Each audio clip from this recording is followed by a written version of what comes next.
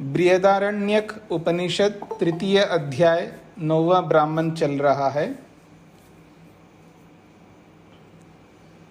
प्रसंग है विदग्ध शाकल्य याज्ञवल्क्य का आपस में प्रश्नोत्तर। तो विदग्ध शाकल्य सारी बातें समझने के बाद भी प्रश्न करता जा रहा है दिशाओं को लेकर के। तो 23वें श्लोक तक हमने विचार किया है। 24वें श्लोक से प्रारंभ करते हैं। किम देवतः अस्याम ध्रुवायाम दिशि असि इति। तो वो प्रश्न करता है, ये याज्ञवल्क्य ये बताइए, अस्याम ध्रुवायाम दिशि, इस नीचे की दिशा में, जैसे प्राची, प्रतीची, उदीची, दक्षिणा, ध्रुवा और ऊर्ध्व, तो ये 6 दिशाएं जो बताए हैं, तो उसमें ध्रुवा जो है नीचे की दिशा।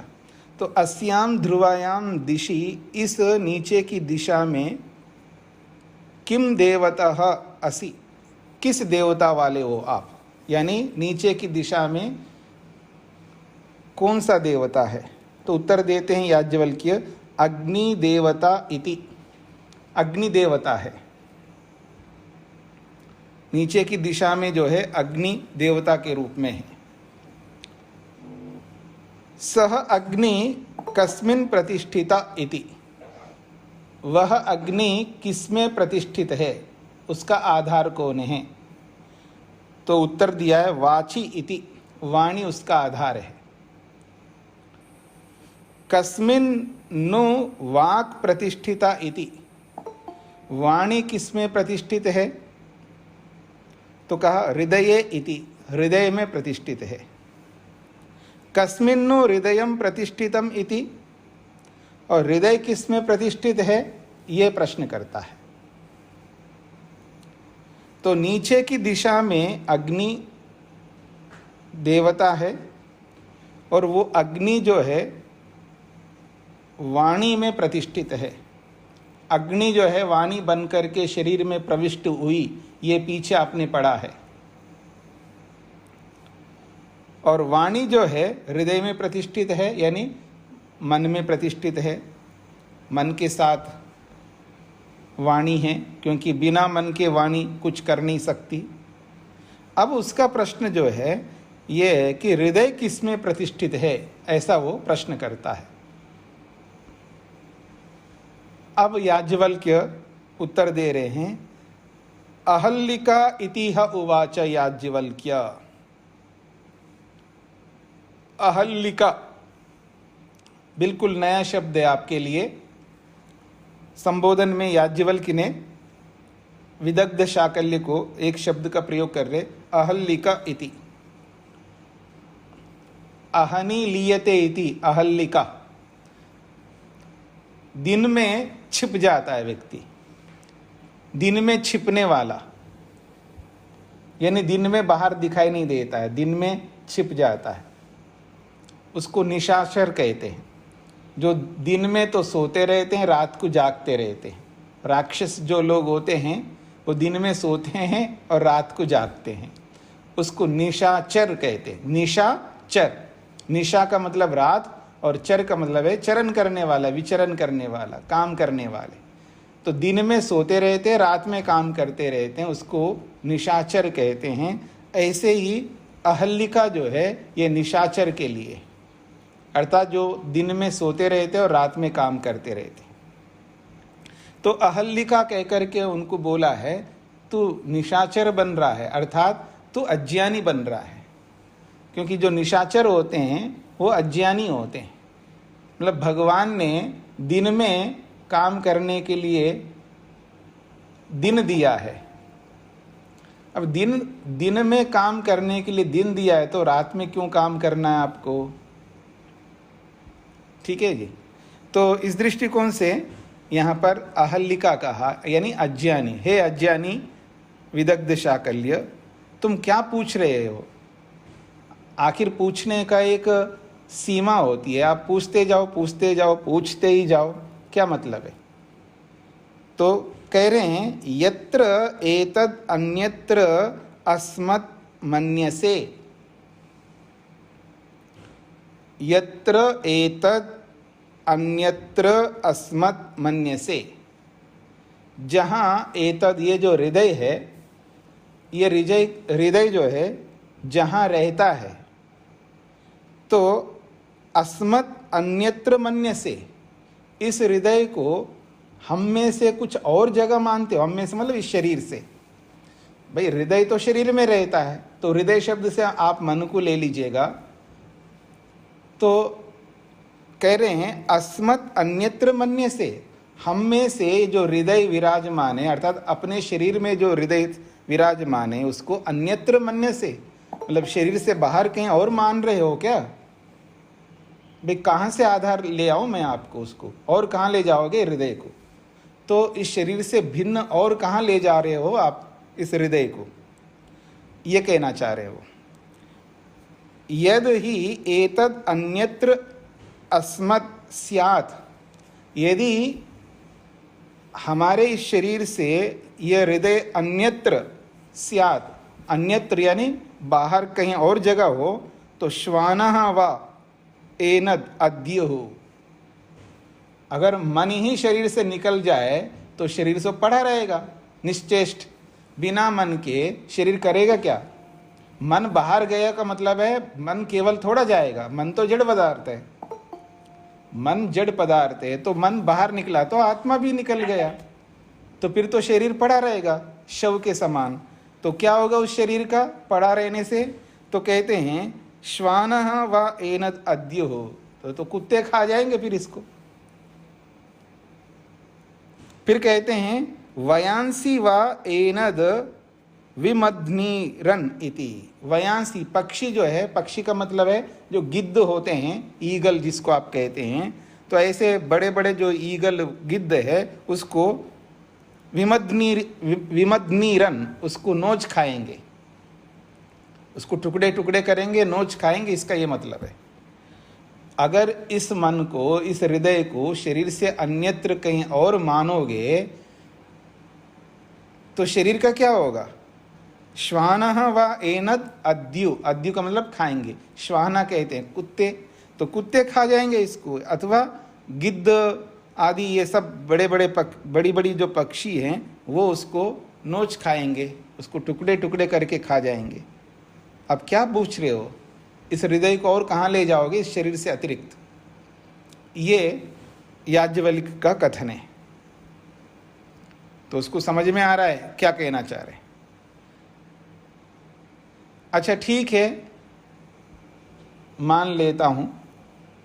अब ये बताइए कस्मिन्नु त्वं च आत्मा च प्रतिष्ठितौ स्थ इति। फिर वो रुक नहीं रहा है और आगे प्रश्न कर रहा है कि कस्मिन नु, निश्चित रूप से, त्वं च आत्मा च प्रतिष्ठितौ स्थ। त्वं च आत्मा च, त्वं का मतलब है आप, आत्मा का मतलब है शरीर। तो तुम जो आत्मा हो, और आत्मा मतलब चेतन, और आत्मा का मतलब शरीर। त्वं च आत्मा च, आप और ये आत्मा कहाँ पर? कस्मिन प्रतिष्ठितौ स्थ, किसमें प्रतिष्ठित है? तो आत्मा शब्द से तो यहाँ पर शरीर को ले रहे हैं, और त्वम से जीवात्मा को ले रहे हैं, चेतन को ले रहे हैं। तो इसलिए कस्मिन का मतलब है किसमें, नो निश्चित रूप से। तो निश्चित रूप से ये बताइए कि त्वम च आत्मा च, आप और ये शरीर, कस्मिन किसमें, प्रतिष्ठितौ स्थ विराजमान हैं, ये उसका प्रश्न है। तो उत्तर देते हैं प्राणे इति, वो तो प्राण में प्रतिष्ठित है, प्राण के कारण ही तो आत्मा है, प्राण के कारण से तो ये शरीर है, तो प्राण में प्रतिष्ठित है, प्राण से यहाँ मुख्य प्राण ले रहे। तो कस्मिन् नो प्राणः प्रतिष्ठितः इति, फिर ये बताइए प्राण किस में प्रतिष्ठित है? तो उत्तर देते हैं अपाने इति, अपान नामक प्राण में प्रतिष्ठित है प्राण। कस जो ये कर रहा है जोर मत डालते हैं, म्यूट करिए। हाँ जी, तो कस्मिन्नु अपानः प्रतिष्ठिता इति, फिर अपान नामक प्राण किसमें प्रतिष्ठित है? तो उत्तर दे रहे हैं व्याने इति, व्यान नामक प्राण में प्रतिष्ठित है। कस्मिन्नु व्यानः प्रतिष्ठिता, व्यान नामक प्राण किसमें प्रतिष्ठित है? इति उदाने इति, उदान नामक प्राण में प्रतिष्ठित है। कस्मिन्नु उदानः प्रतिष्ठिता इति, उदान नामक प्राण किसमें प्रतिष्ठित है? तो कहते हैं समाने इति, वो समान नामक प्राण में प्रतिष्ठित है। फिर इसके आगे और ना पूछे वो शाकल्य, विदग्ध शाकल्य, इसलिए कहते हैं बस इतना ही करो। कहते हैं स एषा नेति नेति, स एषा, अब वो उस जिस आत्मा के बारे में वो पूछना चाह रहा है कि वो और कहाँ प्रतिष्ठित है, कहाँ प्रतिष्ठित है, बस शरीर से अतिरिक्त और कहाँ जाओगे आप? तो कह रहे हैं नेति नेति, न इति न इति, बस इसके आगे कुछ नहीं पूछना, बस यहीं अंतिम रुक जाओ। क्यों? स एषा नेति नेति आत्मा, बस इसके आगे और आत्मा के बारे में नहीं बता सकते। क्यों? अग्रीयः नहीं गृह्यते, वो अग्रीय, अग्रीय मतलब उसको पकड़ नहीं सकते आप, गृह्य का मतलब है पकड़ने योग्य, उसको पकड़ नहीं सकते। नहीं गृह्यते, वो किसी के पकड़ में नहीं आने वाला है। किसी वस्तु को यूं पकड़ लो आप हाथ में, ऐसे कोई पकड़ने वाली चीज नहीं है। देखो जी ये है आत्मा, ऐसा पकड़ करके कोई दिखा दे, ऐसा पकड़ में आने वाला नहीं है। इसलिए कहते हैं अग्रीयः, वो ग्रहण करने योग्य नहीं है, अर्थात इंद्रियों से जानने योग्य नहीं है। नहीं गृह्यते, वो इंद्रियों से गृहीत नहीं होता है आत्मा। फिर कहा अशीर्यः, शीर्य कहते हैं क्षीण होने वाला, वो क्षीण होने वाला नहीं है। अशीर्य, वो क्षीण नहीं होता है, वो नष्ट नहीं होता है। नहीं शीर्यते, इसलिए वो कभी नष्ट होगा ही नहीं, उसका स्वभाव है नष्ट ना होना। तो अशीर्य का मतलब है नष्ट ना होना ही उसका स्वभाव है, इसलिए न शीर्यते, वो नष्ट नहीं होता है। दो दो शब्द आ रहे हैं ना, अग्रीय न गृह्यते। तो अग्रीय तो ग्रहण ना होने वाला, ये संज्ञावाची शब्द है अग्रीय, अग्रीय आत्मा। फिर न गृह्यते, गृह्यते जो है क्रियापद है। ऐसे ही अशीर्य, ये संज्ञावाची शब्द है, आत्मा का विशेषण है। अशीर्य नष्ट ना होने वाला है। और न शीर्यते, शीर्यते जो है ये क्रियापद है। असंग नहीं सज्जते, असंग भी संज्ञावाची शब्द है, आत्मा का विशेषण है। असंग का मतलब है वो किसी के संग में नहीं रहता। असंगो अयम आत्मा, असंगो अयम पुरुषा, अनेक बार पीछे आपने पढ़ा है। असंग का मतलब है किसी के साथ घुल मिल नहीं सकता। नरेश जी आप अपना म्यूट करके रखिए जी। तो कहते हैं वो असंग है, वो किसी के संग में नहीं रह सकता, किसी के साथ घुल मिल करके नहीं रह सकता, इसलिए न सज्जते, वो जो है किससे जुड़ नहीं सकता, निर्लिप्त है, इसका यह अभिप्राय है, किसी से लिप्त नहीं हो सकता वो। फिर कहा असितः न व्यथते, असिता का मतलब है न सिता असितः, बंधन में नहीं रह सकता, वो बंधन रहित है, उसको कोई बांध के नहीं रख सकता, वो असिता है। न व्यथते, इसलिए वो कभी दुखी नहीं होता। आत्मा अपने आप में दुखी नहीं होता है, वो तो अविद्या के कारण से दुखी हो रहा है, जब उसको समझ में आ जाए ना मेरे में कोई अविद्या ही नहीं है, तो दुखी होता ही नहीं, दुखी हो ही नहीं सकता। जो भी दुखी हो रहा है आज अविद्या के कारण से दुखी हो रहा है। जैसे घर में कि कोई मर जाता है, शरीर छोड़ करके चला जाता है दूसरे शरीर के लिए, अगले जन्म के लिए, पुनर्जन्म के लिए, तो घर के जो भी सदस्य वो सब रो रहे होते हैं। क्यों रो रहे हैं? क्योंकि जानकारी ना होने से रोता व्यक्ति। जब जानकारी हो तो उसको कोई रोना नहीं आएगा, बिल्कुल नहीं आ सकता, क्योंकि अविद्या नहीं है उस विषय में, तो क्यों रोएगा? जिस विषय में अविद्या होती है उसी विषय में तो व्यक्ति रोता है, परेशान होता है, दुखी होता है। जैसे मैं आपको कहूं कि कोई घटना घट गई, तो मैं कहूँगा जी हाँ ठीक है, हो गया, अब क्या कर सकते, घट गई घटना। घटना घटने से पहले ही मेरे को सावधानी रखनी चाहिए था, मैंने नहीं रखी सावधान, अब घट गई तो हो गई। अब उसके बाद टेंशन लेने का क्या मतलब है, चिंता करने की क्या बात है? मैं तो नहीं लेता चिंता, तो कोई चिंता नहीं करता है और कोई चिंता करता है। तो चिंता कौन नहीं कर रहा है? जिसके पास उस विषय में अविद्या नहीं है, इसलिए वो चिंता नहीं कर रहा है। और जो चिंता कर रहा है क्योंकि उस विषय में उसको अविद्या, इसलिए चिंता कर रहा है। ऐसे समझ लीजिएगा। तो ऐसे यहाँ पर कहा जा रहा है कि न व्यथते, वो दुखी नहीं होता आत्मा, उसके स्वभाव में दुखी होने का है ही नहीं, न तो उसमें दुख है ना सुख है। जब दुख है ही नहीं है तो दुखी क्यों होगा वो, और सुख है ही नहीं तो सुखी क्यों होगा? न सुखी होगा न दुखी होगा।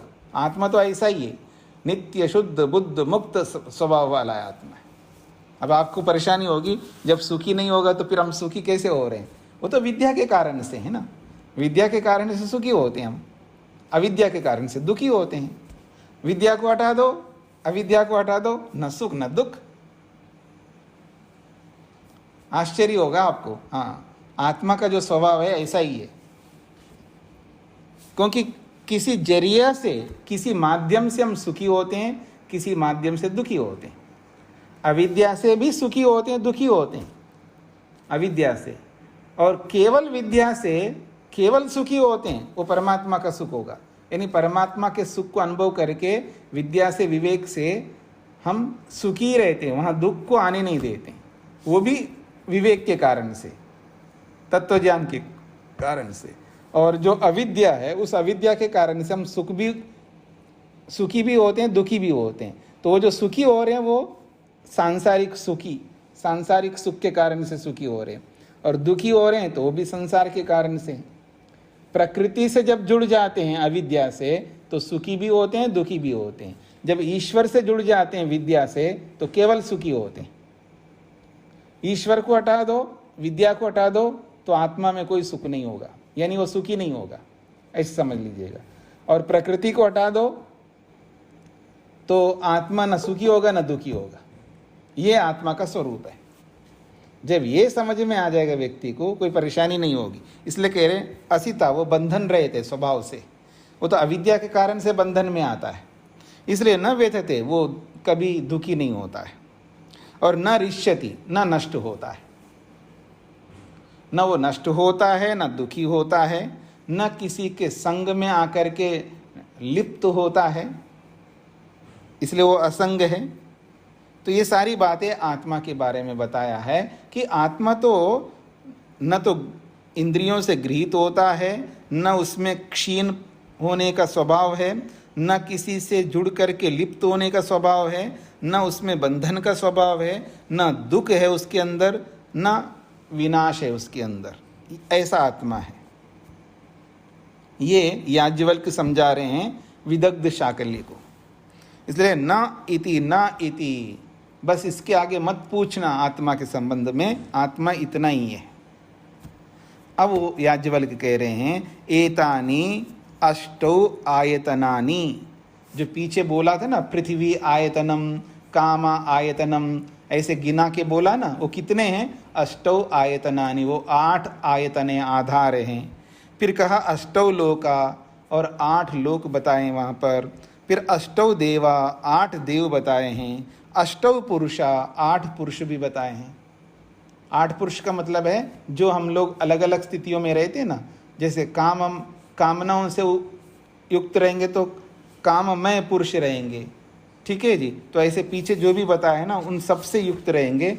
और इसमें दिखाया है ये छायामय पुरुष है, आदर्श पुरुष है, श्रोत्र पुरुष है, जल पुरुष है, आदित्य पुरुष है, ऐसे 8 पुरुष बताए पीछे।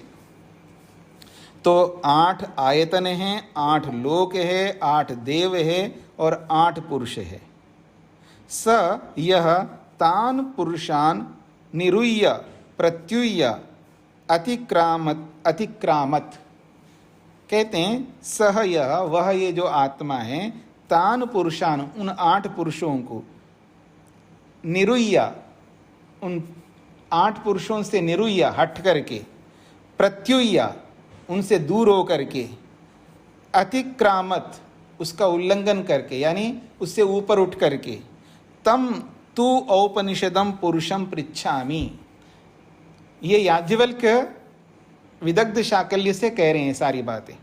वो कहते हैं ये विदग्ध शाकल्य जो मैंने पीछे बताया था 8 पुरुषों को लेकर के, उन 8 पुरुषों को हटा दो, उनसे हट करके उनको दूर करके उनसे ऊपर उठ करके अतिक्रामत उनसे ऊपर उठ करके तम तु औपनिषदम पुरुषम उस औपनिषद पुरुष को, उपनिषद संबंधी जो पुरुष है, जो उपनिषद का सार है, जो आत्मा रूपी पुरुष है, उस पुरुष के बारे में, उस आत्मा के बारे में पृच्छामि मैं आपसे पूछ रहा हूँ। अब तक तो तूने पूछा था ना मेरे से इतने सारे प्रश्न, अब मैं आपसे पूछता हूँ, तू बता दे। वो उपनिषद पुरुष को बताइए जिस पुरुष को लेकर के तू प्रश्न कर रहा था और मैंने तो उत्तर दे दिया है। मेरे उत्तर से तुझे संतुष्टि नहीं हो रही है, मैंने पूरी बातें कही है, नेति नेति भी बोल दिया है, फिर भी तुझे समझ में नहीं आ रहा है, तो तू बता दे। तो वो कह रहे हैं कि इन 8 पुरुषों से हट करके उनसे ऊपर उठ करके तम तु औपनिषदम पुरुषम पृच्छामि उस उपनिषद संबंधी, उस रहस्य से संबंधित यानी उस ब्रह्म संबंधी या आत्मा संबंधी जो भी पुरुष है उस पुरुष के बारे में पृच्छामि मैं पूछता हूँ। तम चेत में न विवक्षसी यदि उस औपनिषद उस रहस्यमय उस आत्मा के बारे में न विवक्षसी तू नहीं बताएगा तो क्या होगा पता है आपका? मूर्धा ते विपतिष्यति इति, तेरा गर्दन जो है कट के नीचे गिर जाएगा, तुझे सिर नीचा करना पड़ेगा। देख लो, बता दो तुम जानते हो तो। उस उपनिषद पुरुष को अर्थात उस ब्रह्म को, उस आत्म तत्व को, उस ब्रह्मनिष्ठता को तुम जानते हो तो बता दो। तम चेत में न वक्ष्यसि यदि उस पुरुष को लेकर के तुम मेरे को, मैं का मतलब मुझे, न वक्ष्यसि नहीं बताओगे, मूर्धा ते विपतिष्यति तेरी मूर्धा जो है, तेरा सिर जो है, विपतिष्यति कट के नीचे गिर जाएगा। ये अभिधा में अर्थ है। लक्षणा में क्या है? तेरा सिर जो है नीचे झुक जाएगा। बोलो। तम ह न मेने शाकल्य। अब कहाँ से उत्तर देगा उसको तो पता ही नहीं है। आग बबूला होने वाला कैसे उस पुरुष को जान सकता है जी? जो आदमी ईर्ष्या से जल रहा हो, धधक रहा हो अंदर से, वो आत्मा को कैसे पहचान पाएगा, कैसे समझ पाएगा?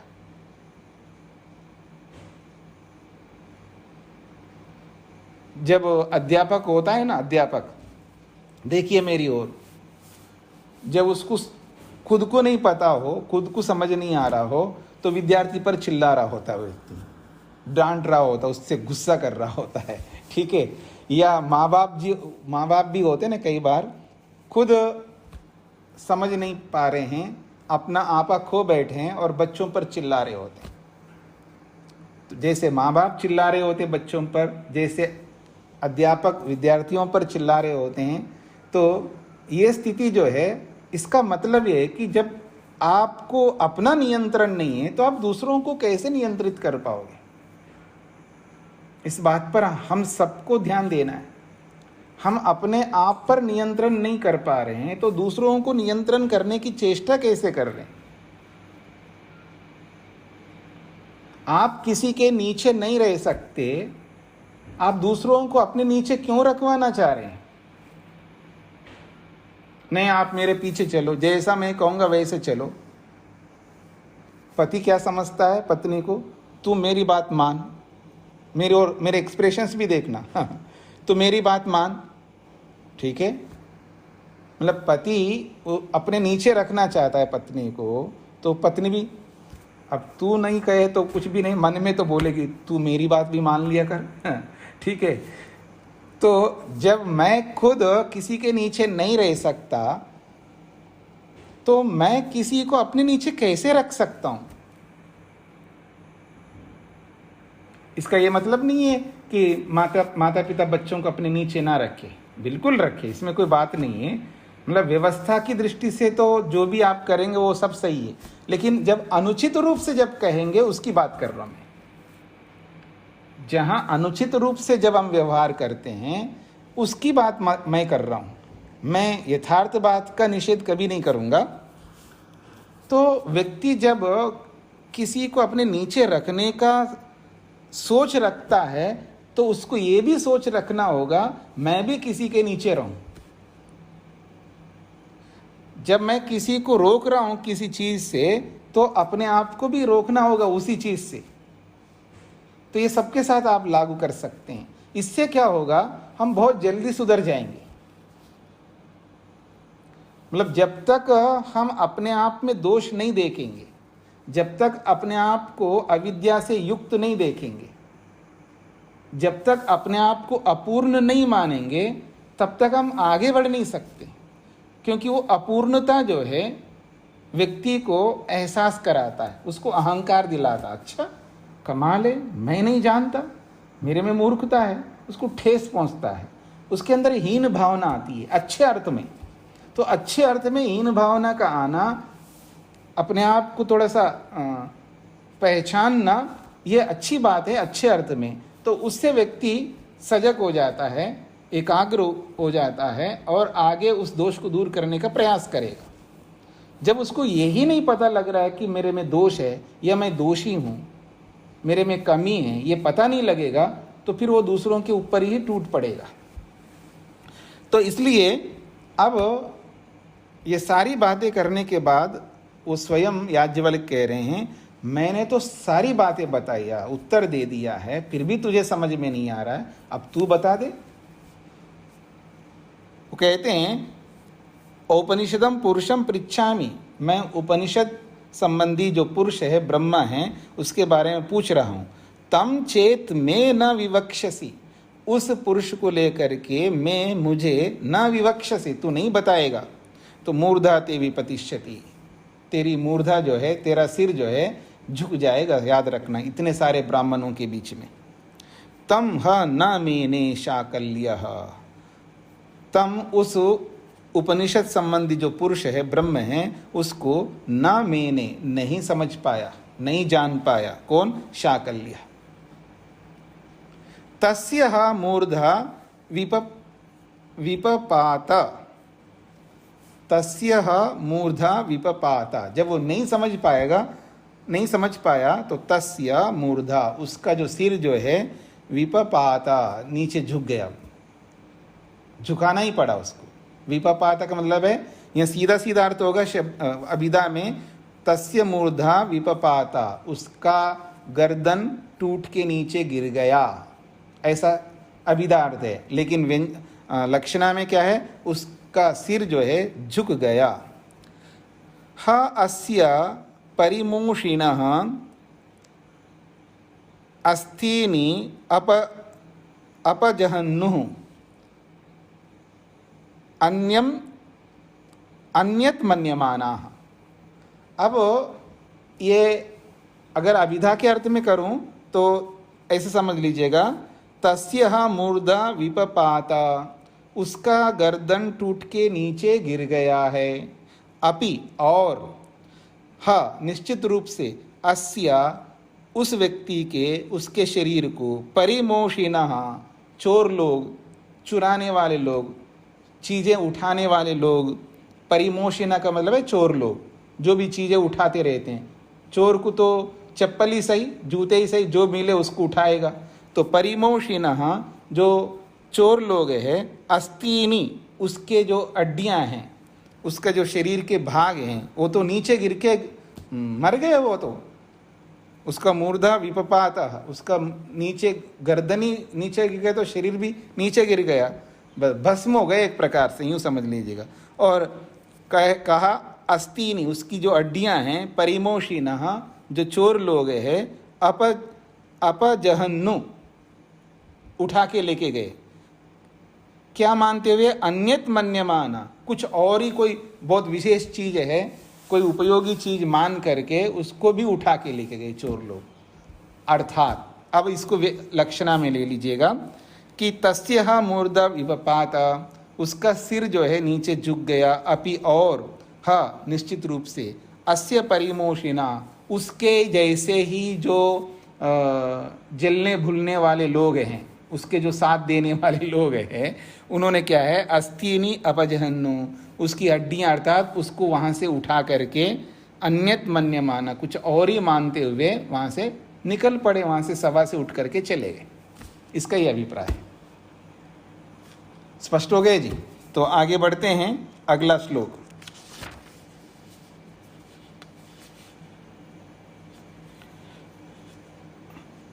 अथः उवाच ब्राह्मणा भगवन्तः यः वः कामयते सः मा पृच्छतु। अथा अब ये सारी बातें हो गई। विदग्ध शाकल्य भी पराजित होकर के बैठ गया एक प्रकार से। अब उसको उठा करके लेके जाएगा, मतलब है जब खड़ा होकर के जब बोलता है ना आदमी, चैलेंज लेकर के जब बोलता रहता है ना, तो वहाँ गर्दन नीचे करके खड़ा हो गया। अब उसके जो भी साथी लोग हैं ना, वहाँ से उठा करके अपने जगह पर लेके गए। इसका अर्थ ये समझ लेना चाहिए आपको। समझ रहे हैं ना? सभा में जहाँ भी खड़े होकर के बात करना होता है, तो बात कर रहा था, वो सब हो गया, हार गया, हार करके सिर नीचे कर लिया उसने, नीचे करके खड़ा है। अब क्या करेंगे? तो उसके जो भी साथी लोग हैं, उसके जैसे ही लोग उसको वहाँ से ले जा करके अपनी जगह पर पहुँचा दिया, उसको बिठा दिया अपनी जगह पर। अब अथा उसके बाद में अब कोई बोल नहीं रहा है, तब याज्ञवल्क्य बोलने लगता है। ह उवाच ब्राह्मणा भगवन्तः। अब वो उवाच याज्ञवल्क्य बोला, भगवन्तः ब्राह्मणा, हे पूज्य ब्राह्मणों, वह आप में से यह जो कोई भी कामेते ये इच्छा करता हो, सह मां पृच्छतु वो मेरे से पूछे प्रश्न। आप में से कोई ऐसा भी कोई हो, कह रहे हैं हे पूज्य ब्राह्मणा, हे पूज्य ब्राह्मणों, वह आप में से यह जो कोई भी कामेते पूछने की इच्छा रखता है, सह वो पूछने वाला मां पृच्छतु मेरे से प्रश्न कर सकता है। फिर कह रहे हैं सर्वे वा मां पृच्छतु, अथवा सब मिल करके पूछ लो मेरे से, कोई दिक्कत नहीं मेरे को। अकेला कोई आप में से पूछना चाहे तो पूछे, ये सभी लोग पूछना चाहे तो सभी लोग पूछे। सभी लोग पूछने का मतलब एक साथ पूछना नहीं है, यहाँ पर एक एक करके पूछो सब लोग, अथवा एक ही आप में से कोई पूछना चाहता है प्रतिनिधि के रूप में, वो पूछे। तो समझने का प्रयत्न करना, वह यह कामयते, वह आप में से, षष्ठी विभक्ति है वह और निर्धारण में है, तो वह आप में से यह जो कोई भी कामयते इच्छा करता हो, सह मां पृच्छतु वो मेरे से पूछे। अर्थात आप में से जो कोई भी अपने आप को ये समझता हो कि मैं इनसे प्रश्न करूं, तो पूछिए मेरे से। अथवा सर्वे वा मां पृच्छतु, अथवा वा का मतलब है अथवा सर्वे सभी लोग पूछो बारी बारी से एक एक करके, मेरे कोई दिक्कत नहीं है। यो वह कामयते तम वह पृच्छामि। अब अगली बात कह रहे हैं, यह वह कामयते तम वह पृच्छामि, वह आप में से यह जो कोई भी कामयते ये इच्छा करता हो कि आपसे मैं पूछूं, तो तम वह पृच्छामि आपके बीच में उससे मैं पूछूंगा प्रश्न। पहले तो आप में से कोई मेरे से पूछे या सब मिल करके बारी बारी से पूछे, यहां तक हो गया। अब कहते हैं यह वह कामयते तम वह पृच्छामि, वह आप में से यह जो कोई भी कामयते इच्छा रखता है कि मुझसे पूछा जाए, ऐसा कोई इच्छा रखता है, तो वह आप में से तम उस व्यक्ति को पृच्छामि, मैं पूछूंगा। अथवा सर्वान वह पृच्छामि, आपके बीच में जितने भी लोग हैं उन सब से मैं पूछ लूंगा एक एक करके मैं। या तो आप सब लोग मिलकर के मेरे से पूछो, या आप सबसे मैं पूछूंगा, अथवा आप में से जो कोई भी ये चाहता हो मेरे अकेले से पूछे, उससे मैं पूछ लूंगा। ये याज्ञवल्क्य ने अंत में कहा है। तो तेह ब्राह्मण न ददृशु, निश्चित रूप से ते ब्राह्मण, वो सारे के सारे ब्राह्मण, न ददृशु, धैर्य न जुटा पाए। ददृशु का मतलब है धैर्य, और न ददृशु धैर्य न कर पाए, मतलब पूछने में साहस नहीं कर पाए, इतनी हिम्मत नहीं हो पाई। इतना सब कुछ होने के बाद कैसे कौन पूछेगा। फिर कोई पूछ नहीं रहा है, तब याज्ञवल्क्य जो है वो आगे उनको समझा रहे हैं। तान एतै श्लोके पप्रच्छ, तान एतै श्लोके, उन इन कुछ श्लोकों से वो पप्रच्छ, उन सब से पूछने लगे। यथा, जैसे कि, यथा वृक्षो वनस्पति ही, जैसे वनस्पतियों में वृक्ष होता है। वनस्पति का मतलब यहाँ पर बहुत सारे पेड़, मतलब सभी कुछ जंगल में जो भी रहने वाले हैं उन सब में वृक्ष जो है, वृक्ष को बड़ा माना जाता है। तो यथा वृक्ष वनस्पतिषु, झाड़ झंकाड़ और लताएं, वो ये सब घास फूस सब जंगल में रहते हैं, उन सब में छोटे मोटे पौधे और ऐसे भी रहते हैं, तो उन सब में वृक्ष तो बहुत बड़ा होता है। तो कह रहे हैं यथा वृक्ष वनस्पति, जैसे वनस्पतियों में वृक्ष है, तथैव पुरुषः, वैसे ही इस प्राणी जगत में जितने भी प्राणी हैं उन सब में कौन है, विशिष्ट पुरुषः, ये पुरुष है। अमृषा, ये कोई झूठ की बात नहीं बोला जा रहा है। मृषा कहते हैं झूठ, और अमृषा का मतलब है सत्य। ये सत्य बात है कि जैसे वनस्पतियों में वृक्ष का अपना स्थान है, महत्व है, वैसे ही सभी प्राणियों में पुरुष का अपना स्थान है, अपना महत्व है। तस्य लोमानि पर्णानि त्वग अस्य उत्पाटिका बहि, उपमा दी जा रही है। जब वृक्ष के समान पुरुष है तो अब वृक्ष जैसा है वैसे ही पुरुष को समझाना है, तो उसके लिए उपमा दी जा रही है।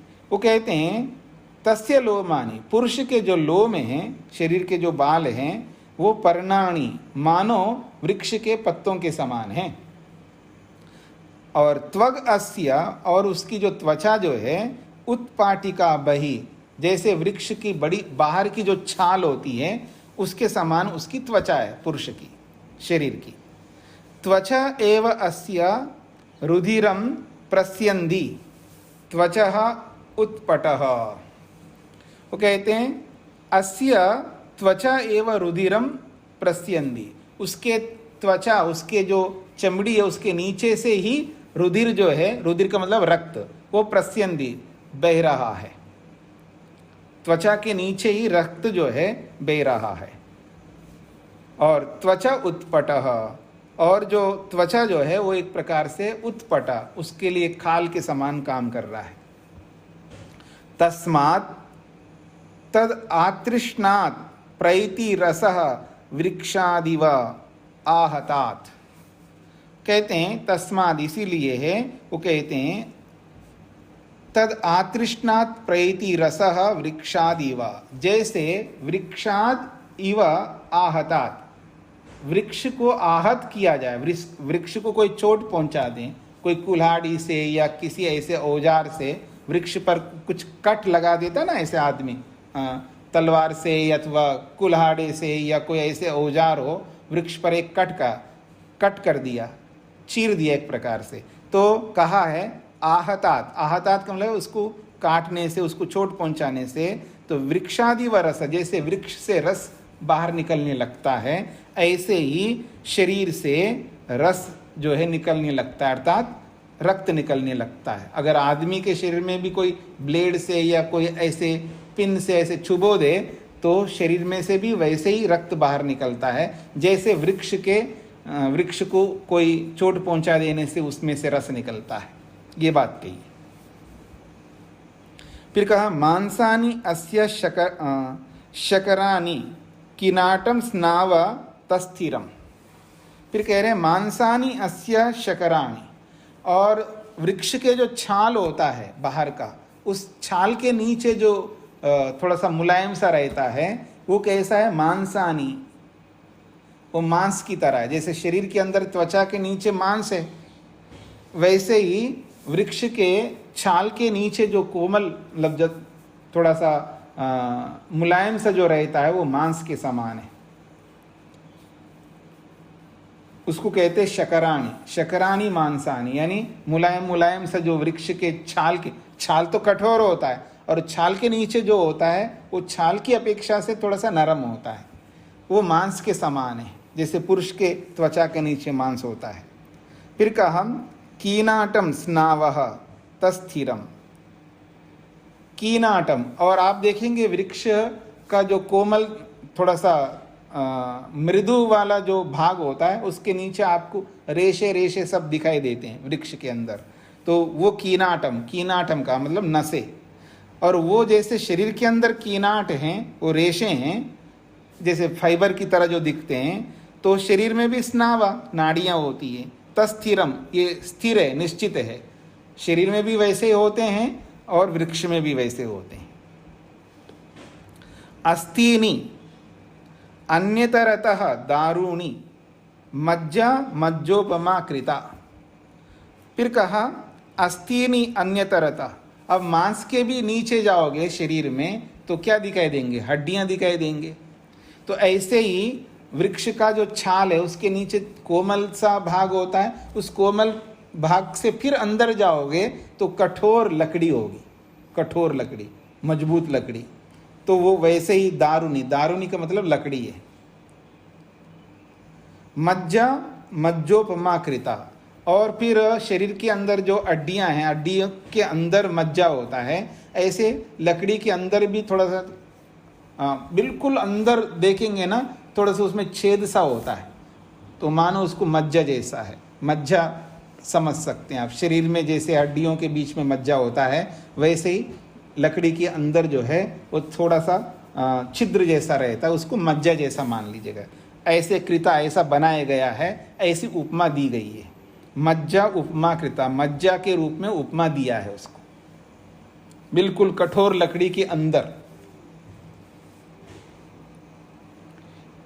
फिर कहा है यद वृक्षः वृक्नः रहितः मूलात् नवतरः पुनः।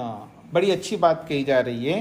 कहते हैं वृक्षः वृक्नः, वृक्ष को अगर वृक्नः काट दो, वृक्ष को काट दो, रोहति मूलात् नवतरः, मूलात् नवतरः रोहति पुनः, फिर उसके मूल से नवतरः, फिर नया अंकुरित निकल करके रोहति, फिर वो बढ़ने लगता है। वृक्ष को काट दीजिएगा, मूल से हटाना नहीं है, जड़ सहित नहीं निकालना। जड़ से ऊपर, मूल का मतलब है जड़ के पास में जैसे तना होता है वृक्ष का, उसको नीचे से काट दो आप। तो कहते हैं पुनः, फिर दोबारा नवतरा, फिर नया ही रोहति, फिर उगने लगता है वो वृक्ष। मर्त्यः स्वित् मृत्युना वृक्न कस्मात् मूलात् प्ररोहति। अब मनुष्य के लिए बोला जा रहा है। वो कहते हैं मर्त्य, ये जो मर्त्य है, मनुष्य जो है, मरण धर्म जो मनुष्य है, स्वित निश्चित रूप से, मृत्युना वृक्ना, मृत्यु के द्वारा कट गया है ये मनुष्य, अर्थात मर गया मृत्यु के कारण से। कस्मात् मूलात् प्ररोहति, मूल से क्यों वो प्रकट नहीं होता है, मतलब उसी शरीर से वापस क्यों खड़ा नहीं होता है? वो तो मर गया, वो खड़ा नहीं हो सकता। नहीं नहीं, खड़ा हो सकता। अगर ऐसा कोई कहे रेतसा इति मां वोचता, नहीं, वीर से दोबारा पैदा होता है, ऐसा नहीं बोलना है। क्यों? जीवितः तत् प्रजायते, जीवित शरीर से तो हो सकता है, जीवित शरीर से फिर उस रेत से, रेत का मतलब उस रजवीर से तो कोई दोबारा नया आदमी तो पैदा हो सकता है जीवित शरीर से, लेकिन कोई मर गया है फिर उसके शरीर से कोई भी पैदा नहीं हो सकता, ये इसका अभिप्राय है। धानारूह इव वै वृक्ष अंजसा प्रेत्य संभवा। कहते हैं धानारूह इव वै वृक्ष अंजसा प्रेत्य संभवा। धानारूह का मतलब है अंकुर, बीज, बीजपन। वृक्ष, ये जो वृक्ष है वो तभी बन सकता है, अंजसा का मतलब है शीघ्रता से, प्रेत्य संभवा। अगर वृक्ष को आप काट दो तो उसके अंदर जो तना के नीचे जो जड़ें हैं उसमें बीजपन हैं। धानारूह, जैसे, ईवा का मतलब है जैसे वृक्ष का धानारूह, उसका बीजपन विराजमान है, तो अंजसा भले ही प्रेत्य मर गया हो यानी काट दिया हो, फिर संभवा, दोबारा उत्पन्न होने का संभावना वहां पर विराजमान है। यत् समूलम आवृहेत व्रियेयु वृक्षम न पुनराभवेत। हाँ, यदि समूलम, मूल सहित ही उसको आवृहेयु, उसको काट दे, अलग अलग हटा दें, तो वृक्षम न पुनः आभवेत, फिर वृक्ष दोबारा पैदा नहीं हो सकता वहां पर। मूल सहित उसको उखाड़ दो वृक्ष को तो फिर वो दोबारा पैदा नहीं हो सकता है, ये कहना चाह रहे। मर्त्यस्वित मृत्युना वृक्न कस्मात् मूलात् प्ररोहति। फिर प्रश्न किया जा रहा है, ये जो मनुष्य है मर्त्य, वो मृत्युना वृक्ना, मृत्यु के द्वारा काटा गया है, मृत्यु के द्वारा उसको मार दिया गया, समाप्त किया गया है, तो कस्मात् मूलात् प्ररोहति, फिर वो कैसे मूल से उत्पन्न होता है। अर्थात इस शरीर से तो उत्पन्न नहीं होगा, कोई बात नहीं, लेकिन दोबारा तो उत्पन्न होता है, वो अगले जीवन में उत्पन्न होता, दूसरे शरीर में तो उत्पन्न होता है ना वो। तो कहते हैं जाता एव न जायते, वो जाता एव, वो पहले से ही आत्मा, जाता एव मतलब उत्पन्न हुआ है, अर्थात वो कोई नया पैदा नहीं होने वाला है, पहले से जाता है वो, अर्थात पहले से विद्यमान है आत्मा। न जायते, इसलिए वो दोबारा उसको पैदा होने का कोई मतलब नहीं है। शरीर बदलना तो निश्चित है, एक शरीर से दूसरे शरीर में जा रहा है ये तो है, लेकिन वास्तव में आत्मा कोई जाता उत्पन्न होता हो ऐसा नहीं है। इसलिए कह रहे न जायते, वो उत्पन्न नहीं होता, वो पहले से जाता यानी पहले से विद्यमान है। तो जाता एव न जायते, वो पहले से विद्यमान है इसलिए उत्पन्न नहीं होता है। कहनु एवं जनयेत पुनः, जो पहले से विद्यमान है, तो कहा कौन है निश्चित रूप से एवं ऐसे उस आत्मा को पुनः जनयेत, फिर उत्पन्न कर सकता है। जो पहले से विराजमान है उसको कौन ऐसा व्यक्ति है, कौन ऐसी वस्तु है जिसको उत्पन्न करता हो जो पहले से विराजमान है। अर्थात आत्मा को कोई उत्पन्न नहीं करता, इसका यह अभिप्राय है।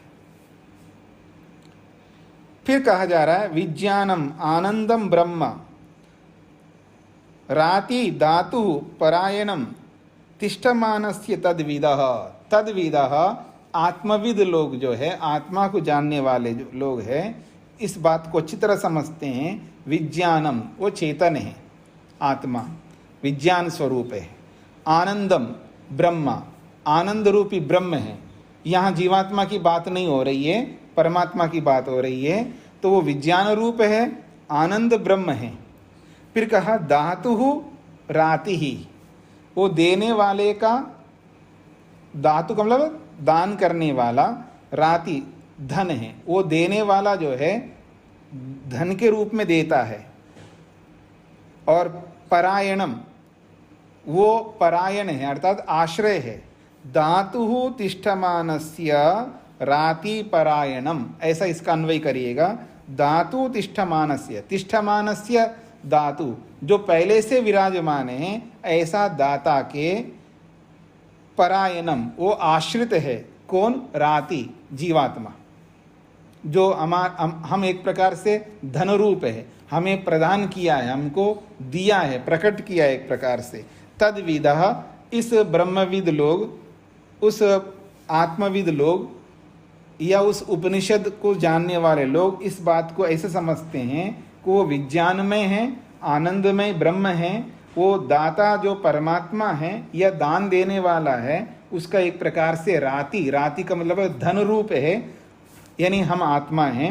वो परायणम, हम लोग जो है आश्रय हैं, परमात्मा के आश्रित रहते हैं वो, या परमात्मा परायणम, परमात्मा आश्रय, हम सबका आश्रय देने वाला है। और तिष्ठमानस्य, वो पहले से विराजमान दाता परमात्मा के द्वारा हम आश्रित हैं, इसलिए वो परायण हैं, वो आश्रय हैं। और हम राति है, हम धनरूप है, अर्थात हम इस संसार में आकर के आनंद को भोगने वाले हैं, ऐसे इसका अभिप्राय है जी। तो इस प्रकार से ये क्या कहते हैं, तृतीय अध्याय का 9वां ब्राह्मण समाप्त हो गया है। किसी कुछ पूछना हो तो पूछ सकते हैं। नमस्ते स्वामी जी। नमस्ते जी। स्वामी जी 8 पुरुष कौन से हैं, थोड़ा बता दीजिए। हाँ, तो यहाँ पर वैसे दिया है, आप देख सकते हैं। शारीरः पुरुषः, काममय पुरुषः, आदित्य पुरुषः, श्रोत्र पुरुषः, छायामय पुरुषः, आदर्श पुरुषः, जल पुरुषः, पुत्रमय पुरुषः, ऐसे 8 पुरुष दिए हैं। जो पीछे ये सब गिना है ना इन्होंने, पीछे जो बताया गया था उन्हीं को इकट्ठा यहाँ पर बता दिया। हाँ जी। हाँ स्वामी जी, स्पष्ट हो गया? जी जी जी जी जी जी नमस्ते स्वामी जी। नमस्ते जी। तो ये नीचे वाली पंक्ति पर फिर से। हाँ जी। विज्ञानम आनंदम ब्रह्म राति धातु परायणम तिष्ठमानस्य तद्विदा, यही है ना। तो विज्ञानम का मतलब है विज्ञान रूप है, चेतन स्वरूप है परमात्मा, ठीक है। और फिर आनंदम, वो आनंद रूप है, सदा आनंद से युक्त है, और ब्रह्म है, सबसे बड़ा है। राति का अर्थ होता है धन, राति का अर्थ होता है धन, अथवा राति का अर्थ दान भी ले सकते हैं आप, दान। और धातु ये षष्ठी विभक्ति का है, देने वाले का। कैसा है वो देने वाला? तिष्ठमानस्य, जो पहले से विराजमान है।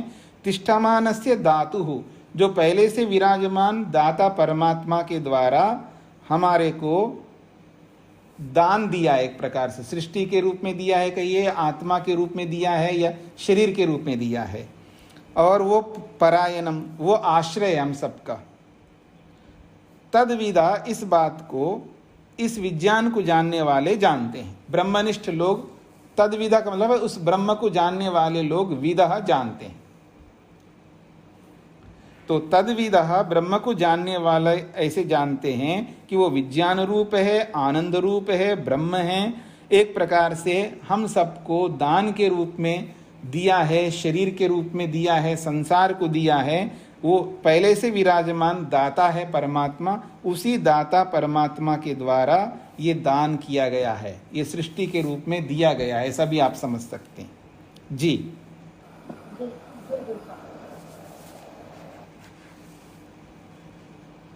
हाँ जी, और कोई?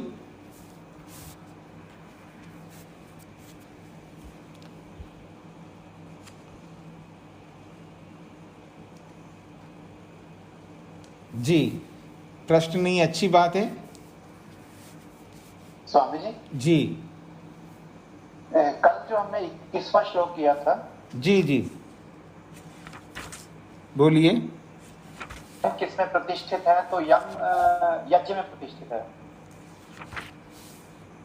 हाँ बताइए।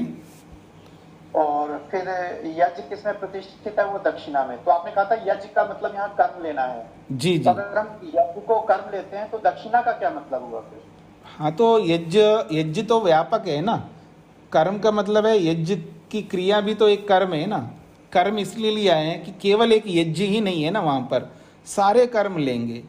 आप उपासना रूपी कर्म ले लो। उपासना का मतलब है जो आप ध्यान करते हैं, वो भी एक कर्म है, मानसिक कर्म है। ऐसे जितने भी कर्म करते हैं, यज्ञ जो बाहर का यज्ञ करते हैं, आंतरिक यज्ञ करते हैं, जितने भी यज्ञ करते हैं, वो सब जो है दक्षिणा में ही तो प्रतिष्ठित है।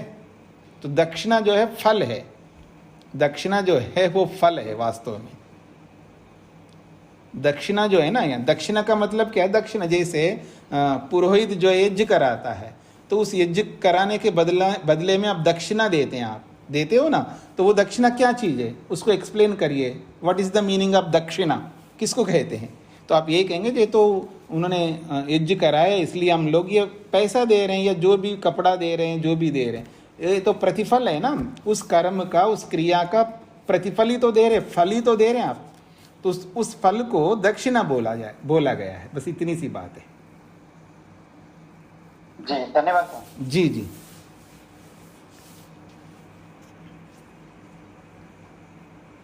और कोई? तो यहाँ पर जो भी बातें बाहर निकल के आई है, तो ब्रह्म को समझना है, तो ब्रह्म को समझने के लिए विद्या प्राप्त करना तो जरूरी है, पर उस विद्या को प्राप्त करके उसको क्रिया रूप में लाना सबसे अधिक प्रमुखता है। तो उस विद्या को जब हम क्रिया रूप में ले आते हैं तो हमको ब्रह्म समझ में आएगा, स्वयं भी समझ में आ जाएंगे, ये सामने वाले कोई भी। क्योंकि स्वयं को समझने का मतलब है कि आत्मा मात्र को समझ में आ गया है। जब अपने आप को जान लेता है कोई व्यक्ति, तो सामने वाले कोई भी हो, तो माता पिता, पति पत्नी, सास ससुर, जो कोई भी है सामने वाले, या अपना पराया, शत्रु मित्र, जो कोई भी है, सभी आत्माओं को समझ लेगा व्यक्ति, क्योंकि अपने आप को समझ लिया उसने और परमात्मा को समझ लिया है। जब आत्मा और परमात्मा समझ में आएगा तो संसार, प्रकृति भी अपने आप समझ में आ जाएगी। तो उसका कोई वैल्यू नहीं है, उसका इतना ही वैल्यू साधन के रूप में है। मतलब वो जैसे आप चाहे वो किराए पे चोपर लेके जाओ, या प्राइवेट जेट लेकर के जाओ कहीं दूर, या आप बस में बैठ करके जाओ या ट्रेन में बैठ करके जाओ, आपको क्लियर कट स्पष्ट पता है, बस हम यात्री है, इसमें बैठ करके जा रहे हैं, गंतव्य स्थान आते ही उतर के जाना है। तो आपको वो गाड़ी, चाहे वो 4 व्हीलर हो या ट्रेन हो, चाहे वो चोपर हो, चाहे वो विमान हो, आपको बस इतना ही साधन है, बस अपने गंतव्य स्थान तक पहुंचने का साधन, इसका वैल्यू इतना ही है। उसमें कोई राग नहीं रहेगा आपका, ना द्वेष रहेगा, राग नहीं है, बस ठीक है उतर के चले गए। वो ये गाड़ी छूट गई, अभी छोड़ के जा रहा हूँ, ऐसा कोई रोता है क्या? कोई नहीं रोएगा, सबको पता है। तो ऐसे ही जब स्वयं को जान लिया, परमात्मा को जान लिया है, तो फिर शरीर हो, चाहे वो धन हो, चाहे मकान हो, उसको कोई वैल्यू नहीं है, बस उसको समझ में आते सब साधन है। जब तक रहेगा, जब तक उस सीट पर बैठता है ना, आजकल तो बहुत साधन हो गए, रिजर्वेशन है, सब कुछ है। आप 30 साल 40 साल पहले जाइए, कौन इतना रिजर्वेशन होता था, मारा मारे फिरते थे हम लोग भी। बस की खिड़कियां होती ना, उसमें से घुस करके अंदर जा करके सीट रोक करके रखते थे। मेरे को अच्छी तरह याद है, एक बार नहीं अनेक बार ऐसे ट्रेन में भी करते थे। ठीक है जी, और मेरा सीट है, लड़ रहे हैं व्यक्ति, हमने भी लड़ाई की है, लोगों को लड़ते हुए भी देखा है सीट को लेकर के। और गंतव्य स्थान आता है तो बस सब उठ करके जाते हैं, फिर कोई नहीं लड़ता उस सीट को लेकर के, जाने वाले। तो ठीक इसी प्रकार से स्वयं को जान लिया, परमात्मा को जान लिया, तो संसार अपने आप समझ में आ जाएगा। और स्वयं को जान लिया तो सामने वाले जितने भी है, चाहे वो मित्र हो, चाहे शत्रु हो, चाहे अपने हो, चाहे पराये हो, सब समझ में आ जाएंगे। जब किसी को फांसी दिया जा रहा होता है ना, फांसी, बस सब सेट है, तैयार हो गए। उसको अगर पुरुष व्यक्ति होगा तो उसकी दाढ़ी आदि बाल वाल सब बनाते हैं, फिर उसको स्नान कराते हैं या करता है। वो नया धुले हुए कपड़े पहनता है। आपको कोई इच्छा हो तो खाने पीने को जो भी कुछ हो सब खिलाते हैं। अब उसका जो दिमाग चल रहा होता है ना, बिल्कुल ब्लाइंड, उसका जो मन होता है ना, बिल्कुल ऐसा होता है कि नील होता है। अब उसको किसी के प्रति राग, किसी में द्वेष, ऐसा कुछ नहीं दिखता है मरते हुए आदमी को। जब उसको ले जा रहे हो फांसी के फंदे तक, फिर देखना। एक साधारण सी बात कह रहा हूँ, मान लो कोई आप कहें नहीं जी टेररिस्ट हो या कोई ऐसा, उसके मन में तो बहुत गुस्सा होगा ही होगा, उसको छोड़ दीजिएगा। एक नॉर्मल पर्सन, साधारण आदमी हो, जो सामान्य किसी मर्डर के कारण से या कोई गलती के कारण से, किसी न किसी कारण से उससे दोष हो गए, जाने अनजाने से, फिर उसको एहसास हो गया मैंने गलत किया, फिर वो जब मरने की स्थिति में जा रहा होता है, तो वो किसी से द्वेष नहीं करता, उसको पता है मरना है, अब किससे क्या द्वेष करना है। तो जब समझ आ जाता है व्यक्ति को, तब अपना पराया कुछ नहीं दिखता, बस सब एक जैसे दिखते हैं। तो वो स्थिति तक पहुंचाना चाहते हैं उपनिषदकार, और यही स्थिति याज्ञवल्क्य ने बताई, ऐसे समझ लीजिएगा। ठीक है जी, तो बाकी फिर मिलते हैं आपसे कल आगे की चर्चा में। हाँ जी।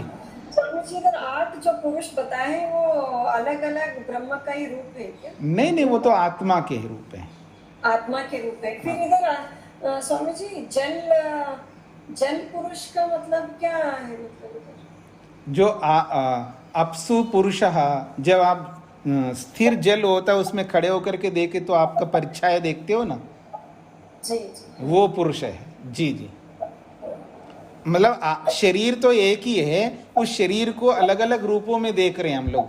जैसे आदित्य में पुरुष दिखाई देता, तो शरीर में भी पुरुष दिखाई दे रहा है, जल में दिखाई दे रहा है, आदर्श यानी दर्पण में भी दिखाई दे रहा है, तो उसका नाम अलग अलग रखा है। वैसे तो है तो एक ही है, पर उसको 8 स्वरूपों में रखा है, ये इसका अभिप्राय है। जी जी, जी, धन्यवाद।